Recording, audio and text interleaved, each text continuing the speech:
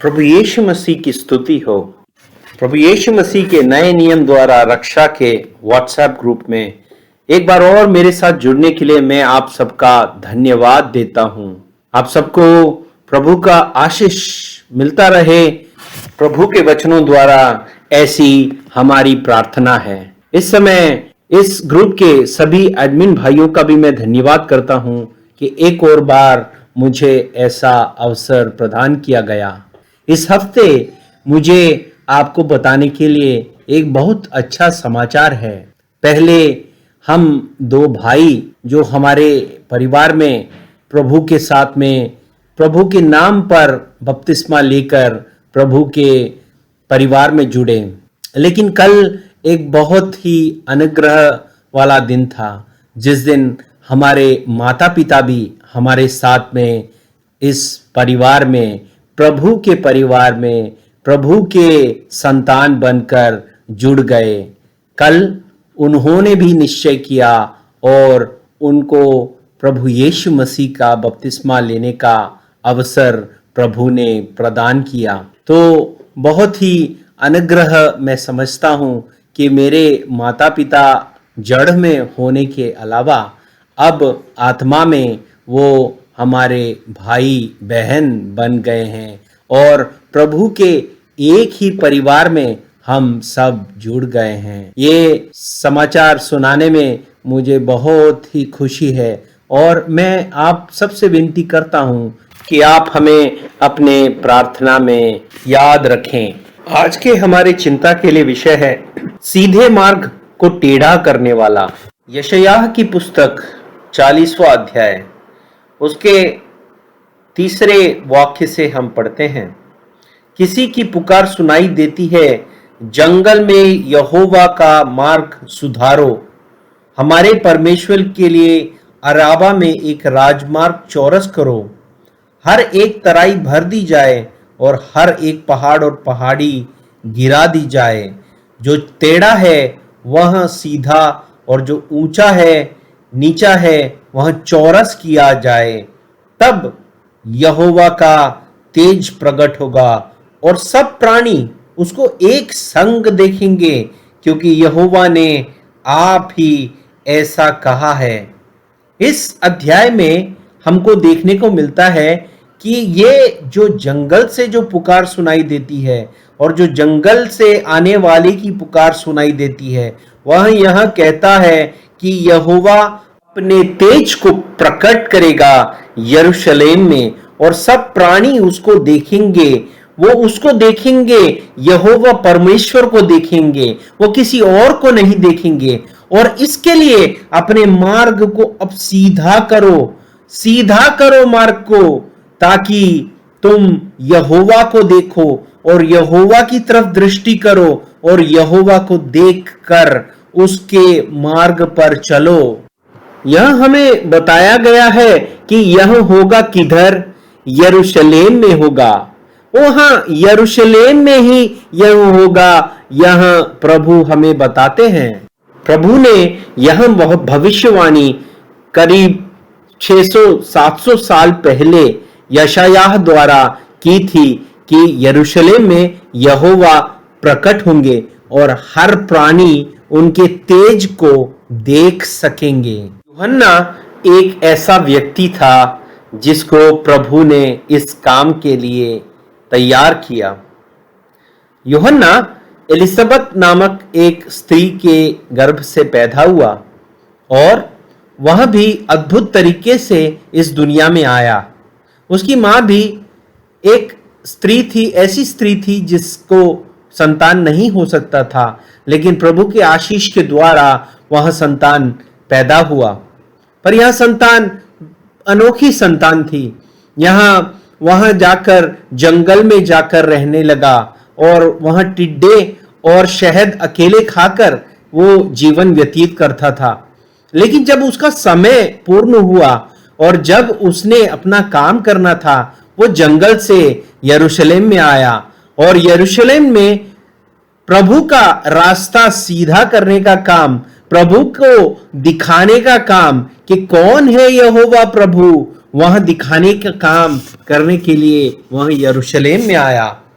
यूहन्ना की पुस्तक में वह कहता है पहले अध्याय 23वें वाक्य में कि मैं जैसा यशायाह भविष्यद्वक्ता ने कहा, जंगल में एक पुकारने वाला शब्द हूं, मैं जंगल में पुकारने वाला एक शब्द हूं कि तुम प्रभु का मार्ग सीधा करो, प्रभु का मार्ग सीधा करो। तो उन्होंने उससे प्रश्न पूछा, तू अगर मसीह नहीं है और ना एलाइजा है, एलिया है, तो वहां भविष्यद्वक्ता, तो फिर तू कैसे भविष्यद्वक्ता नहीं है तो तू कैसे बपतिस्मा देता है? यूहन्ना ने कहा, मैं तो जल से बपतिस्मा देता हूं, परंतु तुम्हारे बीच में एक व्यक्ति ऐसा खड़ा है जिसे तुमने नहीं जाना। वह कौन है? वह यहोवा परमेश्वर है। यशायाह की पुस्तक में हमें देखने को मिलता है कि प्रभु यहोवा का रास्ता सीधा करो, यहां कहा गया है। यहां पे यूहन्ना कहता है प्रभु का रास्ता सीधा करो। यूहन्ना की पुस्तक 14 अध्याय, प्रभु थॉमस से कहते हैं कि मैं ही मार्ग और सच्चाई और जीवन मैं ही हूं, बिना मेरे द्वारा कोई पिता के पास नहीं पहुंच सकता है। तो एक ही रास्ता है, वो प्रभु यीशु मसीह में पूर्ण रूप से विश्वास करने वाला रास्ता है। और वहां पे फिर ये कहते हैं 7वें वाक्य में कि यदि तुम मुझे जाना होते तो मेरे पिता को भी जानते और अब उसे जानते हो और उसे देखा भी है। तो यहां पे प्रभु कह रहे हैं कि जब तुमने मुझे देखा तब प्रभु यहोवा को देखा, पिता को देखा, और मैं ही हूं वो मार्ग जिसके द्वारा पिता तक पहुंचा जा सकता है। तो ऐसा नहीं है कि वो मार्ग अलग है और पिता अलग है, वही पिता है यह भी कह रहे हैं और वही मार्ग है यह भी कह रहे हैं। पर यह समझना सबके बस की बात नहीं है, क्योंकि एक ऐसा व्यक्ति है जो इस मार्ग को टेढ़ा करना चाहता है। वो कौन व्यक्ति है जो इस मार्ग को हमेशा टेढ़ा करना चाहता है? प्रभु के सीधे मार्ग को टेढ़ा करना चाहने वाला व्यक्ति वो कौन है? उत्पत्ति की किताब में हम देखते हैं कि आदम और हव्वा को प्रभु ने एक ही व्यवस्था दी, एक ही मार्ग उन्हें बताया ताकि वो अच्छी जीवन व्यतीत कर सकें प्रभु के साथ। पर वह बड़ी ही सीधी व्यवस्था थी। और व्यवस्था यह थी कि तुम अच्छे और बुरे को जानने वाले फल को ना खाओ, उसके अलावा तुम सब कुछ खा सकते हो, सिर्फ एक वृक्ष के फल को मत खाओ। लेकिन वहां पर एक दूसरा व्यक्ति था, वह इस सीधे मार्ग को टेढ़ा करना चाहता था, क्योंकि वह हमें प्रभु से दूर ले जाना चाहता है। उसका काम यही है, उसके ऊपर जो व्यवस्था है, उसके मन में जो है, उसका कर्म जो है, वह यही है कि वह प्रभु के सीधे मार्ग को टेढ़ा कर सके, ताकि हमें प्रभु की रक्षा से, प्रभु के पास से वह दूर ले जा सके। इस व्यक्ति के इस शैतान के जाल में ना फंसे। यह कई बातें बताकर हमको किसी न किसी तरह प्रभु के सीधे मार्ग से टेढ़े मार्ग पर ले जाना चाहता है, और वह बहुत यहाँ का ज्ञान बताता है। कई लोगों ने PhD, MTH, BTH ऐसी बड़ी बड़ी डिग्रियां ले रखी हैं। वह दुनिया के हिसाब से हमको नई नई व्यवस्थाएं बताते हैं, पर हमें पता रहना चाहिए यह सब प्रभु की सीधे मार्ग की व्यवस्था नहीं है। ये प्रभु के मार्ग की व्यवस्था नहीं है। यहाँ प्रभु द्वारा बताए गए बड़े सरल और सीधे रास्ते से जैसा नहीं है। यह टेढ़ा मेढ़ा रास्ता है। यह शैतान करता है, वह सीधे मार्ग को टेढ़ा मेढ़ा करना चाहता है ताकि हमें प्रभु से और प्रभु के प्यार से और प्रभु के परिवार से दूर ले जा सके। दूसरी कुरिन्थियों की किताब 11वें अध्याय में पौल, जो कि शाऊल था और पौल बना दिया गया प्रभु के द्वारा, वह यही कहता है। कई लोग कुरिन्थियों के पास आते हैं और वह यहूदी होने का अभिमान कर वह उनको कई गलत बातें बताते हैं, प्रभु के सीधे मार्ग को टेढ़ा करने की बातें करते हैं। तो यहां पर 22वें अध्याय में उनके बारे में पौलुस यह कहते हैं, क्या वे इब्रानी हैं? ये जो लोग उनको आकर गलत बातें बताते हैं, प्रभु के सीधे मार्ग को टेढ़ा कर बताते हैं कि जहां हमें बताया जाता है प्रभु यहोवा है, प्रभु एक ही है, वह बता दिया जाता है। उसको टेढ़ा करने के लिए कई लोग आते हैं, बड़ी बड़ी डिग्रियां लेकर आते हैं, MTH BTH ऐसी बड़ी बड़ी डिग्रियां PhD लेकर वह हमें टेढ़ी मेढ़ी बातें बताते हैं। तो ऐसे लोगों के बारे में पौलुस, जो कि उस समय इससे भी ज्यादा बातों में आगे था, क्योंकि वह गमालियल नामक बड़े विद्वान के पास में रहकर पढ़ता था और उन दिनों गुरु शिष्य की परंपरा थी। इसका मतलब था परिवार से बिल्कुल अलग होकर वह सालों साल, 3 साल या 5 साल नहीं, सालों साल वो लोग बचपन से पढ़ाई करते थे, प्रभु के वचन की पढ़ाई करते थे। तो इन सब में बहुत ही विद्वान सा व्यक्ति था यह शाऊल। तो वो ये कहता है कि क्या वे इब्रानी है? ये जो लोग आकर आपको टेढ़ी मेढ़ी बातें बताते हैं, क्या वे इब्रानी हैं? तो मैं भी हूं। क्या वे इस्राएली हैं? मैं भी हूं। क्या वे ही इब्राहिम के वंश अथवा अब्राहम के वंश से हैं? तो मैं भी हूं। क्या वे ही मसीह के सेवक हैं? मैं उनसे बढ़कर हूं। अधिक परिश्रम करने में, बार बार कैद होने में, कोड़े खाने में मैं उनसे आगे हूं। बार बार मृत्यु के जोखिमों में पड़ने में मैं उनसे आगे हूं। 5 बार मैंने यहूदियों के हाथ से 39 कोड़े खाए। 3 बार मैंने बेंतें खाई। 1 बार मुझ पर पत्थरवाह किया गया। 3 बार जिन पर मैं चढ़ा था वो टूट गए। 1 रात के दिन मैं समुद्र में मैंने काटा।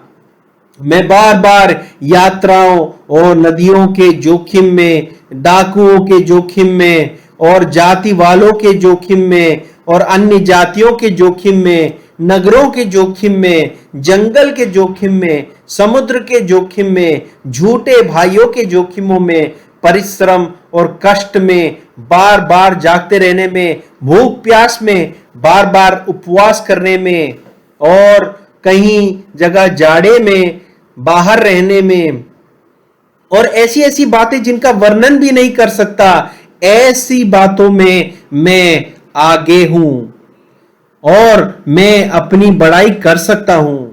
लेकिन मैं किस पर बड़ाई करता हूं? मैं अपनी निर्बलता पर बड़ाई करता हूं। मैं किसी और चीज पर नहीं करना चाहता हूं, पर प्रभु में अकेले घमंड करना चाहता हूं। यही पौलुस है जो कि प्रेरितों के काम 13वें अध्याय 10वें वाक्य में इलीमास से कहा कि हे सारे कपट और सब चतुराई से भरे हुए शैतान की संतान, सकल धर्म के बैरी, क्या तू प्रभु के सीधे मार्गों को टेढ़ा करना ना छोड़ेगा? तो कौन है वह जो कि हमेशा प्रभु के सीधे मार्ग को टेढ़ा करना चाहता है? यह है शैतान और उसकी संतान, क्योंकि उसका काम ही है कि प्रभु के सीधे सीधे मार्ग को टेढ़ा करो। तो हमने देखा कि यशायाह की पुस्तक में हमें पता है कि प्रभु यहोवा अपनी तेज को प्रकट करेगा यरूशलेम में, ऐसा लिखा है। और यूहन्ना की पुस्तक में वही चीज पहले अध्याय में हमको बताई गई है कि जंगल की आवाज, जंगल से आने वाली आवाज, अर्थात यूहन्ना जो कि जंगल से आएगा, वह पुकार पुकार कर कहेगा कि प्रभु के लिए मार्ग सीधा करो। तो ये प्रभु क्या वही यहोवा नहीं है? यही हमने समझना है। बड़ा सीधा सा यह मार्ग है, यह समझना कि वह वही प्रभु यहोवा है जो यरूशलेम में प्रकट हुआ। उसका प्रकट होना पहले से ही भविष्यद्वक्ता यशायाह ने बता दिया था। यह बड़ा सीधा सा वचन है जो कोई भी समझ सकता है, लेकिन शैतान हमेशा सीधे मार्ग को टेढ़ा करना चाहता है। वह दूसरे व्यक्ति, तीसरे व्यक्ति, तीन व्यक्तियों में एक यहोवा, यह सब हमें सिखाने की कोशिश कर रहा है। पर यह सब चीजें, वह सब शैतान के काम हैं जो सीधे मार्ग को टेढ़ा करना चाहता है। तो हम यह सब समझकर हम शैतान के बातों में ना गिरे, जैसे कि आदम और हव्वा वहां पर शैतान के बातों में गिर गए थे। यहाँ बड़े बड़े डिग्री वाले लोग हैं, बड़े बड़े ज्यादा पढ़े लिखे लोग हैं, और लेकिन वह काम सब शैतान के लिए करते हैं। हमें कोई बड़ा पढ़ाई या डिग्री की जरूरत नहीं है। केवल हम यहोवा के वचन जो उसकी पुस्तक में हमें आज प्राप्त है, वह सीधे सीधे पढ़कर बड़े सीधे तरीके से उसको समझने की जरूरत है। ज्यादा हमें अपनी दिमाग के उपयोग की जरूरत नहीं है। अगर वहां यशायाह की पुस्तक में 40वें अध्याय में अगर हमें बताए कि प्रभु प्रकट होंगे यरूशलेम में और जंगल से आने वाली आवाज यह हमें बताएगी, तो हम सीधे सीधे यह विश्वास कर ले कि प्रभु यहोवा हमारे लिए यरूशलेम में प्रकट हुए हमारे पापों को मिटाने के लिए। अगर हम उस पुत्र जो कि प्रकट हुआ, जिसमें यहोवा था, यहोवा अर्थात आत्मा, ईश्वर परमेश्वर अर्थात आत्मा, और वो आत्मा एक शरीर में प्रकट हुई। वो शरीर एक पुत्र था। उस पुत्र का नाम यीशु था, जो कि पिता का ही नाम था। उसके द्वारा हमारा उद्धार हुआ। हमारे पापों की क्षमा के लिए उसके नाम पर जब हम बपतिस्मा लेते हैं, तब हम यह विश्वास करते हैं कि वह एक ही प्रभु है, पिता, पुत्र और पवित्र आत्मा। यह उसका एक ही नाम है, यीशु मसीह। और उस एक नाम के द्वारा ही हमारे पापों की क्षमा होती है, और उससे ही हमें पवित्र आत्मा का दान प्राप्त होता है। प्रभु इस वचनों से आप सबको आशीष दे। प्रभु यीशु मसीह की फिर एक बार स्तुति हो।